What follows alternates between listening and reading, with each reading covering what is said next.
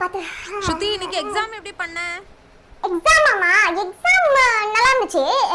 நல்லா இருந்துச்சுன்னா மிஸ் என்ன தெரியல, மிஸ் சில பாடம்லாம் நடத்தவே இல்லை. கரெக்டா அந்த பாடத்துல இருந்து மட்டும் கொஸ்டின்ஸ் வந்தது. அதனால கொஞ்சம் ஈஸியா இருந்தது, கொஞ்சம் கஷ்டமா இருந்தது. என் கிளாஸ் டாப்பர் மேகாக்கே கஷ்டமா இருக்கு. ஆமாமா ரொம்ப ரொம்ப கஷ்டமா இருக்கு. நீ கிளாஸ்ல உட்காந்து அழுதுகிட்டே இருந்தா அப்படியே அழுதுட்டு இருந்தா. நான் போய் கேட்டேன், என்ன ஆச்சு மேகா, என்ன ஆச்சு மேகான்னு. அதுக்கப்புறம் சொன்னா இந்த மாதிரி நோ சுதி, I didn't write the exam well, I think I will fail அப்படி சொல்லிட்டா. மத்த கிளாஸ்ல எல்லாம் வந்து அந்தந்த டீச்சர்ஸ் முடிச்சிட்டாங்க, எங்க மிஸ் மட்டும் தான் முடிக்கல. அதனால தான் இவ்ளோ பிரச்சனை. ஒரு மொத்த கிளாஸே அழுதுனா பாத்துக்கோங்க.